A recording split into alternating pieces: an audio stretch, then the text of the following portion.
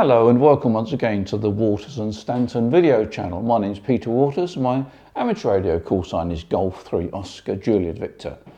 This is one of our regular news items where I'll tell you about things that are coming up on forthcoming videos and things that we've got coming into our warehouse, etc, etc. Here's some topics we're going to cover in this short video. DC power distribution in your station. 145 MHz FM activity that you may be missing. A bargain VSW meter. A new power supply that we're going to review shortly. And AOR have brought in a new delivery of scanners, which is good news for many. And the online radio club, a club that you can join. A Morse trainer, but more than just a simple Morse trainer. And a low-cost antenna rotator that we're going to review shortly. The first thing we're going to look at is DC power distribution in your ham radio station. You know, I've been to a couple of radio stations over the last year and horrified to see how many DC cables are strapped to the back of a single power supply.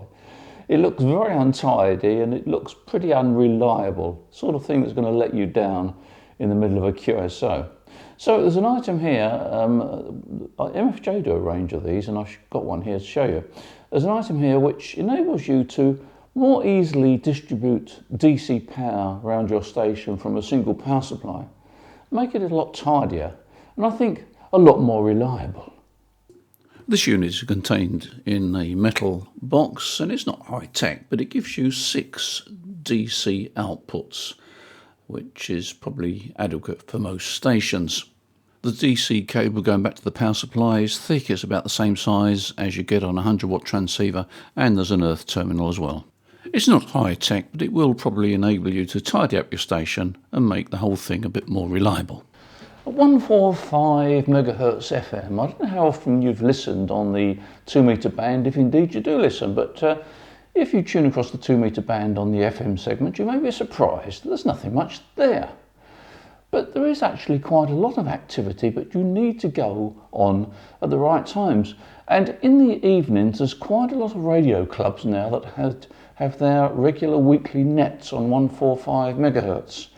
So check out your local radio club and see whether they've got a 145 MHz net going.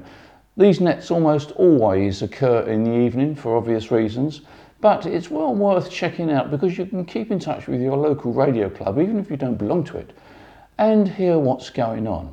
So take a listen on 145.5 plus or minus whatever channels. Some of them take place on repeater channels, of course, but if there's a local net, I'm sure you'll hear it on your channel. So it's worthwhile doing that just to keep in touch with the local radio club. As I say, even if you don't belong to it. VSW Army meters, there's plenty of them around. We've got one here which is quite a nice one, particularly for VHF and UHF. And it's at a bargain price. Currently it's just £59. So let me just briefly show you this VSW Army meter. It might interest you. Nicely packed with some sort of bubble wrap inside. There we are.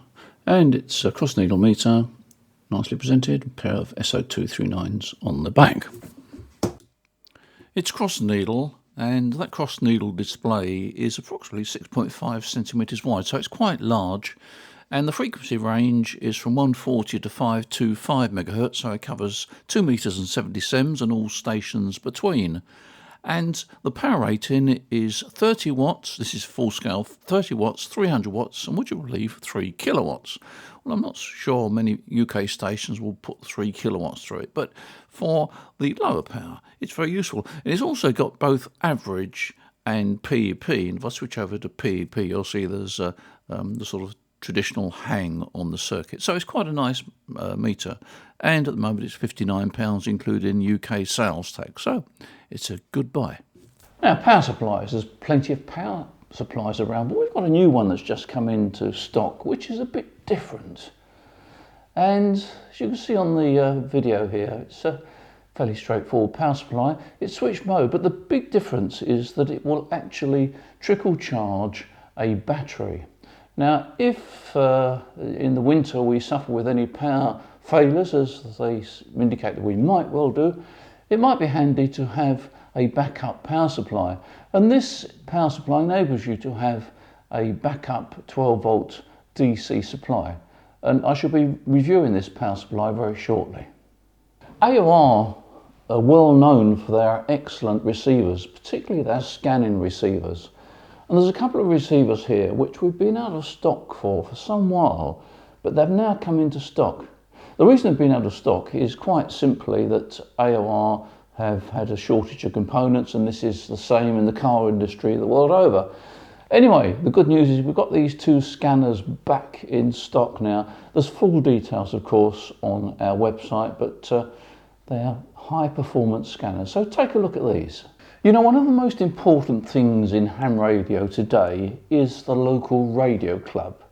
And it's always been the sort of backup. If you're into ham radio, it's always useful to belong to the local radio club, because there's always somebody that seems to know something about whatever your problem is. Sometimes they can get something done cheaply, or they can tell you where to get this product from or that product. And when I started my ham radio career many years ago, I belonged to the local radio club, and frankly, without that local radio club, I probably would have not got my license. Well, these days, of course, many of us are getting older, and it's not always so easy to get down to your local radio club. However, I would encourage you to try and join your local radio club, because, as I said earlier in this video, they do have regular nets, a lot of these clubs, and it's worth keeping in touch. But there is one radio club that you can't physically visit, and that's the online radio club. Now, this is a club that was formed, I think, in 2018, probably around about the time when COVID started to become a problem. And it's grown, and it's got an excellent website. And I'm going to put a link below this video to the online radio club. It's basically for UK members, but of course worldwide. And you can simply join this club by going online. And as I say, the website is excellent. Some excellent articles and links on this website, and they meet via Zoom. There's a Zoom meeting every week, and as again, full details will be on the website. But it's an interesting club, and it's a very worthwhile project to get involved in. That's the online radio club. So take a look at that.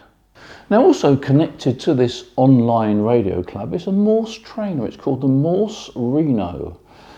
I think I've got the word right. And basically, it's a kit you can purchase and build. And it's a Morse code trainer, but it seems to do an awful lot more. Now, I'm not even going to attempt in this short video to describe all the capabilities that it has, but it's certainly a very, very interesting item. And again, I'll put a link to this below the video. But it's not only a Morse trainer, it will generate Morse code, of course, but it's also got a means of connecting to long-range Wi-Fi on 77s band, so you can actually practice QSOs. It's an interesting project, actually, because it means to say that you could actually practice a QSO on Wi-Fi before you've actually got your license. I guess that's my interpretation anyway. So take a look at that link, because it's quite an interesting project. I think if my eyesight was a bit better, I'd buy one myself just out of curiosity. But anyway, it's supported by the online radio club. Take a look at this Morse product, because it's interesting. It could get you on Morse code, even if you're licensed, you know. I would encourage those that haven't yet taken up a CW to give it a thought, because it's quite a challenge, and it's once you've mastered it, and it's not that difficult to master, but once you've mastered it, it's something to be proud of, and it's quite an interesting mode, particularly when you're dealing with low signal levels. So not only do you use FT8 for low signal levels, you can use CW as well. But there we are. I'm a bit biased. Antenna rotators, they're all rather expensive, aren't they? Probably not the right time of the year to actually venture outside and pull masts down and put rotators up, but it's handy to plan ahead. And I'm glad to tell you we've got new stock of a low-cost rotator. I'll just show you briefly on the screen here the rotator. I'm going to do a review of that in the next few weeks. And if you've got, this is particularly relevant for VHF, UHF, but if you're thinking about getting a rotator, and you think that the sort of regular ones you see advertised are a bit expensive, and perhaps they're a bit over-engineered for what you want, because if you're going to put up a 7 or 8 element 2 meter Yagi and a 77s on top of it, you don't want a hefty rotator that's going to cost you a lot of money. This rotator is somewhat cheaper and will do the job. So I hope to do a review of that in the next few weeks. So that really is a summary of things that are happening and things that I wanted to tell you. And as usual, thank you for your support on this video channel. It's much appreciated. And of course, thank you for your support for our retail outlet in Portsmouth. And as usual, there'll be regular videos coming up, and I look forward to seeing you, as usual, in the next video. In the meantime, enjoy your ham radio, you take care, and bye for now.